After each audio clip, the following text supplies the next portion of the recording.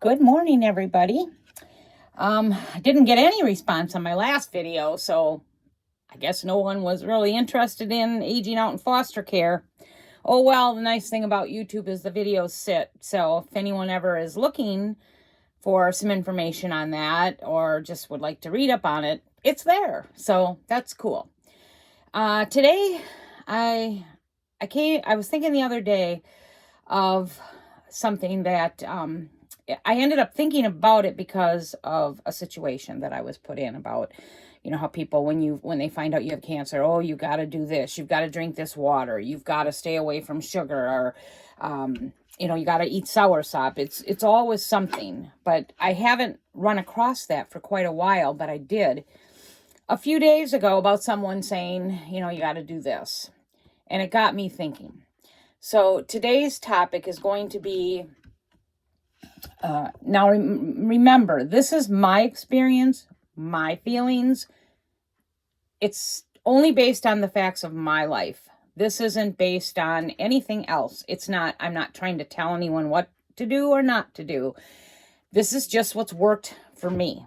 And now that I've made it to almost year 13, I think that my words hold some facts to them, and they're worth taking a listen to, because I don't know how many of you know, but the lifespan for metastatic breast cancer is still under 3 years. It's not changed in the 13 years that I've been living with this, which is pretty pathetic. I remember when I was first diagnosed, I remember a woman telling me, oh, my oncologist said we're going to have the cure within 7 years. So she's just got to keep me alive for 7 years. Well, she's been gone 2 years now, and we still have no cure. We have a few new treatments, but that's it.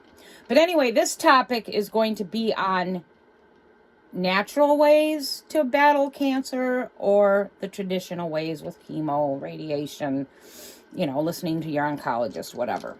So that's what today's topic. When I was diagnosed almost 13 years ago, I went, to my oncologist, and they wanted to put me on a study. The study at the time was Femara and Avastin and pomalidomide. Pomalidomide is for strengthening your bones, because my breast cancer has spread to my bones. So pomalidomide is a bone strengthener. Avastin is one of only maybe 2 or 3 drugs that crosses into the brain barrier. So it's a good drug, but also at the time that I was diagnosed, Avastin was pretty much not welcomed in the world of treating breast cancer because it was such a harsh drug. It either helped you or killed you. And it wasn't so taboo because they were pairing mine with Femara. So it was a study. They didn't know how Femara and Avastin worked together. So I agreed to do that study. So as I would remind you too that when I was diagnosed in September 22nd, I was given 6 to 12 months to live. And so I started my treatment about a month or so after I was diagnosed. It might have even been longer. It could have been 6 to 8 weeks. And I remember being nervous, thinking, how can you be full of cancer and you're not on treatment? But it just takes a while, I guess. So anyway, I started on my treatment. As I started on my treatment, my kids and Greg are still out there trying to find that cure and trying to keep mom alive and wife alive. And I don't remember how this all started, but Greg wanted me to also use naturopath meds. He wanted me to go to his naturopath doctor that he knew, let them do their tests, and then also take that along with my treatment. So anyway, I didn't do that right away when I first started. I don't recall how long into my treatment that I started the naturopath stuff too. It was quite a while. It even could have been up to a year or more. But anyway, I started on the Avastin and the Femara and the pomalidomide. And when I got my first set of scans, it showed that I was stable and my cancer was reducing. So it was working for me. I didn't really feel sickly. Looking back, I felt weak. I was crushed emotionally because I literally thought that, I was dying. So these things were just keeping me comfortable while I was dying. But anyway, I don't recall feeling sick other than one of the drugs, which I don't remember the name, they give to you, might have been Zoladex, that they give you to put you into menopause. I had to be tested. I was not in active menopause at 53, so they started this drug also to get me into menopause. That one affected me more than my treatments. Avastin was an IV treatment. It was about, I want to say 2.5 hours. Femara was a daily pill. Pomamidrate was a shot that I had to take into my stomach about every, I want to say I went in every 6 weeks. No, I went in every 3 weeks, and then every 6 weeks I was getting scanned. That was part of this study. So I would get this shot into my belly. Oh, I'm telling you, it looked like it was huge. They had to numb me to give me the shot. So you can imagine how painful it would have been if I didn't get that shot. So anyway, I got that. And then the Avastin, like I said, was about a 2.5 hour infusion. So I had a port. My first port ended up failing on me. I had to go in for a second port. And so, yeah, I had an infusion. Now, Avastin, like I said, it's a very harsh drug. It either works or it kills you. I wasn't really sickly. I did really struggle with the menopause when they put you into menopause. I'm not kidding when I say literally one night I woke up and I had my hands like this. I was collecting the water that was coming off the sides of my head, and I am not lying. It was that much water. It was just drip, drip, drip, drip, drip. And woke Greg up until he got a towel. But that was harsher on me than the treatment at that time. So, okay, I'm moseying along, getting scanned every 6 weeks, 9 weeks, and my scans were always good. My tumor markers were going down. My cancer was stable. I was doing very well. The longer that I stayed on the Avastin, which was, I'd say, close to a year, strange things started happening to me. I think I've talked about this before in my other cancer videos, but a lot of weird things started happening. Number one, I started getting these holes all over my body. Every day I would wake up, I'd have more holes. And they were like dark spots, but they would drain like a dark, I assumed it was blood. I don't know what it was. But I kept getting these black sores all over. And I had some in my female area that were so bad that I literally had to wear pads. And that's how much I was bleeding from those there. But some of them I just bled, where I would just keep a Band-Aid on. Oncologists had no idea what was causing these sores. Other than that, I was just, how you just don't generally feel well? I would say that's how I felt. I just generally didn't feel well. And I was by that time I was on the naturopath drugs too. I was taking, my gosh, I'm guessing over 40 pills a day between my meds, my pain meds, and this naturopath. The naturopath stuff was costing us $600 plus per month. Every time I went in there, I'm going to give you this. I want you to try this. Add this along with this. Every single time. And Greg couldn't say no. I said no, but Greg couldn't say no because, of course, he felt like he was helping me stay alive. Because at that time I had surpassed the 6 months and was heading into 12 months and maybe even beyond at that point. But everybody was like, oh my gosh, it's working. What's working? Really didn't know. Still don't know to this day. Was it the naturopath drugs? Was it the Avastin and the Femara? All I know is about 18 months in, my kidneys were failing. I was in stage 4 kidney. I remember getting so angry because I was like, my gosh, I'm stage 4 cancer, kidney stage 4. Can I get anything that's a stage something else? Because I'm sick of stage 4. So I then added kidney doctors to my list. And the funny thing is with kidney disease, they really can't do anything until you have to go into dialysis. So for me, going to a kidney doctor was just basically another long day because my appointments were over an hour out of town. And you would just pee for them and they would tell you, yep, you're still stage 4.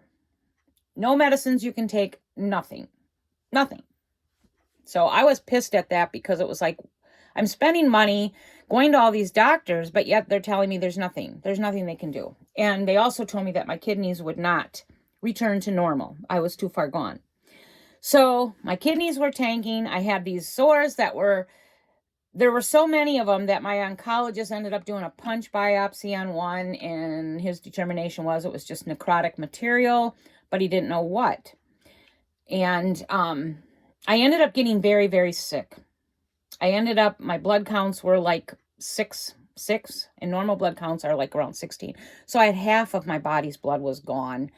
I was severely anemic. I could barely get out of a chair. My kidneys were failing. And one day when I went in, I can't remember what else had happened to me, but my oncologist was just like, that's it. I'm done. You're off the Avastin. You're off the Pomalidomide. You're just going to stay on Femara. And then he also said, in any naturopath stuff you're on, get off. He goes, because I don't know, quite frankly, what's causing your body to basically die. So I went off of everything. I went off of Avastin. I went off of Pomalidomide. I stopped the Zoladex shot. I stopped all of the naturopath drugs. And of course, the naturopath doctor didn't agree with that because it's natural. So they don't know how it could harm me. But still, my kids were doing fundraisers. They were help paying. It was ridiculous. The one thing about naturopath that really irks me to no end, if the stuff works, and I don't know if it works, it's so crazy expensive. Most people cannot afford this stuff. And every time you go in there, oh, surprise, surprise, we want to add this to your repertoire. So I was taking so many pills. Greg was making this green drink that I literally could not stomach. This was supposed to help my bowels because I was also severely constipated. But this green stuff was so bad that when I drank it, I gagged, and sometimes I would throw up. We tried everything. We added bananas, fruits.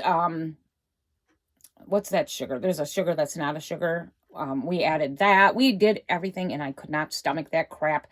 That was over $65 for one small container. I'd say like that. That was not including all those pills. So anyway, we stopped everything. And I told Greg, I don't care what you say. I'm stopping everything because I don't know what's harming me. It wasn't the cancer because the cancer was stable. My tumor markers were low. So cancer-wise, I was doing very well. But something was really messing me up. Okay, so anyway, I went off of everything. Went in, got my scans like I normally did. Everything remained stable. I was still good. My body started healing. I'm going to speed this up because it's so much. And now it's been so long that I don't accurately remember everything. But in about a year and a half time, my kidneys did return to normal. They returned to normal. Unreal. It was wonderful to drop that doctor. She was a wonderful doctor, but I remember thinking, my God, I was told my kidneys would never return to normal, and they did. All of the sores stopped. I wasn't getting any more new sores.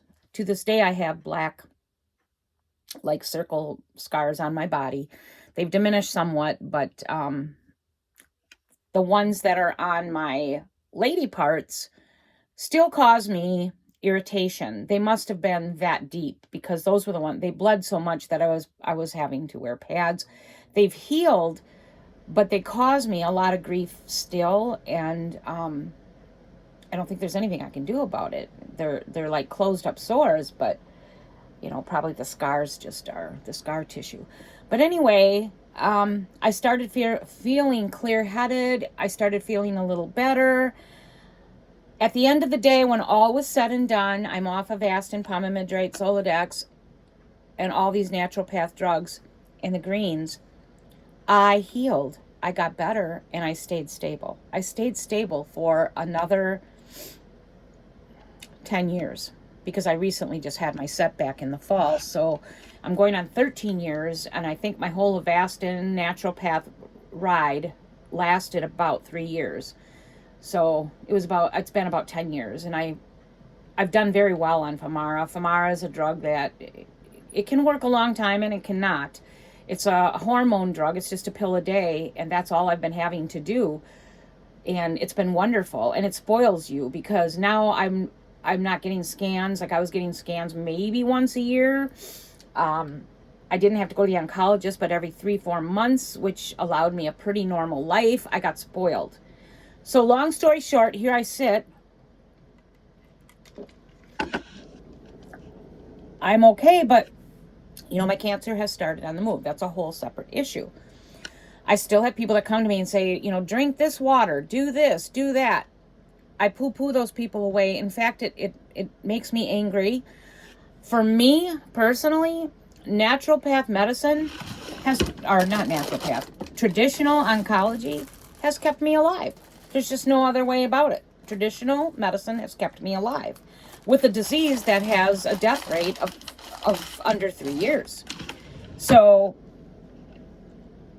to me, when these people say, oh, eat soursop, or don't drink the alkaline water, don't eat sugar, don't do this, don't do that, don't do this. When I first was diagnosed, I remember thinking, when everybody started telling me, don't do this, don't do that, my oncologist was like, do whatever. You're dying.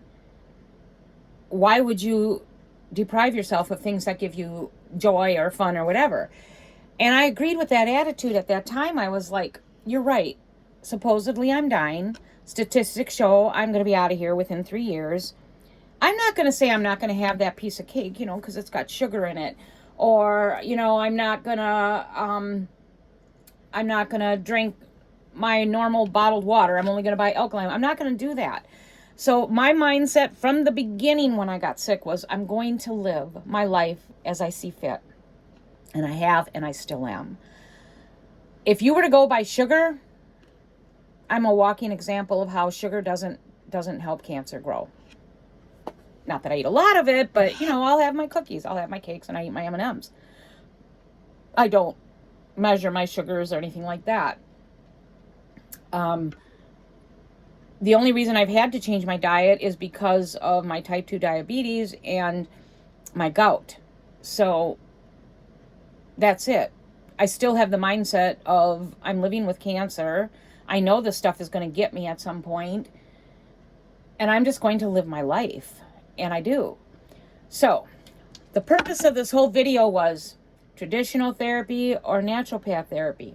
My thought process on this is, traditional therapy works.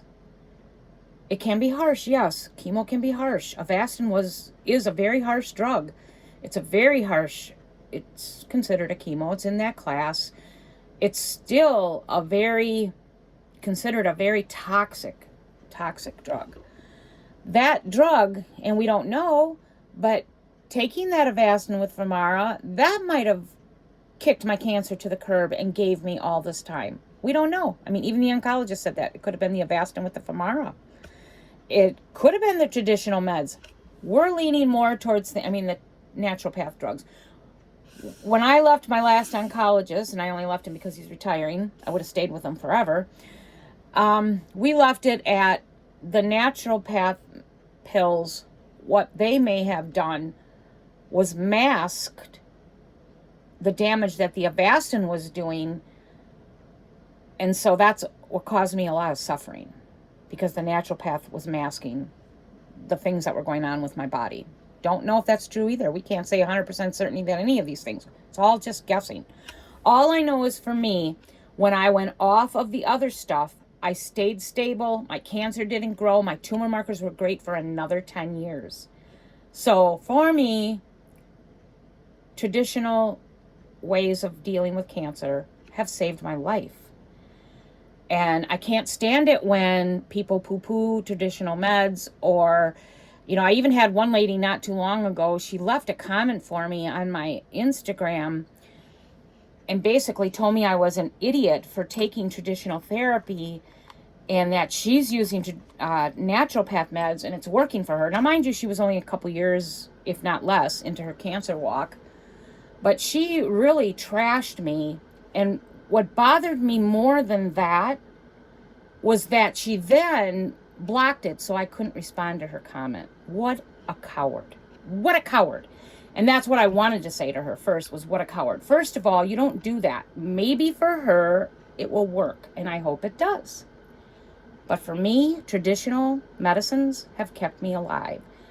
I have every right to say that, as she has the right to say, go to a naturopath doctor, right? We shouldn't knock each other. We should support each other. I mean, I hope and pray to God that more people would do better with naturopath meds than chemos and traditional meds, because they can be harsh. I suffered greatly under Avastin, but I also am still here. And during that time, I had a pretty decent quality of life. There were times when I started getting really sick with the Avastin that I was a hot mess at the end. It was bad. These holes were popping up all over my body, and one of the holes had popped up where my port was. So I had this big hole on my port. You could literally see the port inside of my chest. And I remember that being a really freaky time, because my son at the time lived in a house in the country, and they had a pond, and it was summer and it was hot, and everybody would go out there and swim in his pond. And I remember sitting out there, and I would keep my hand on my chest, and I did put gauze and stuff over it. I didn't go into the pond enough to, get the water up there, because I knew I was open, and this is by my heart. And they just didn't do anything with it for a while. But when my body crashed and my oncologist he was just so flustered with me, they removed the port, stitched me up, closed me, took me off all the meds, and just let my body be. And that's when I began to heal. So the gist of this is, whatever works for you, works for you. If you're starting your cancer journey, pray about it. Research it. But even research, and be careful, because, whatever worked for that person, that's what they're going to promote. And I don't promote anything. I promote, see what works for you. Like, for some, tumor markers don't work. For me, tumor markers work. The traditional meds have kept me alive, so I'm so grateful for them. The naturopath things were so crazy expensive that it frustrated me, because if it's so good for us and it helps us, why do these things have to be unreachable financially? There's nothing out there. Insurance doesn't cover it, so it's crazy. So my thought is, traditional medicine works, can work. Naturopath can work. Whatever works for a person, I'm happy for them. Let's not, knock people and tell them they're making the wrong decision if they decide to go with chemotherapy. Let's not knock someone if they say, I'm not doing chemo, I'm going to try these pills and, do the water and whatever. If alkaline water, support them. But I will say this, whatever method you choose, if you get diagnosed with cancer, watch your body. Make sure you're getting your tumor markers checked. Watch how you're physically feeling. Watch things that could be happening to you that maybe you're not noticing right away. Like, I didn't notice these sores right away until they were pretty much all over the place. And I was like, my gosh, what's growing on me? Watch your body and see how it responds. See how you feel. Keep an eye on it. If you're on traditional meds, you'll know if they're working. If you're on naturopath methods, you'll know, because you should still be getting your tumor markers and you should still be getting scans. So if you're doing something and nothing's changing, that might be a sign that you need to think about switching to something else. So keep an open mind, support each other, and remember, what works for one doesn't work for all. But sometimes, yes, things that we don't think will work. I just know from me now, 13 years in on a disease that has a very high rate of killing people under 3 years, it worked. Traditional medicines worked, and I'm grateful. So on that note, I'm going to end it. But I was going to start something so long ago, and I never did. So today I remembered. So this is a candle. This is a little heart. Can you see that? This is a soy candle. Here's the wick right here. But I was going to start a thing where I was sharing with you like a candle every time I made a YouTube video, the fragrance and whatever. This is white chocolate raspberry. I made these for Valentine's Day. Very chocolatey. This was the first time I made a little heart in bed. I can't put a cap on it, which I don't like. But I did buy some pretty ribbon with red hearts that I'm going to put around this. And then I wrap my jars if I can't use the lids for whatever reason, because it keeps the scent in, which I can still smell through this. Anyway, I like this. I'll be honest, I'm not much of a chocolate scented person. So for me, I wouldn't purchase this.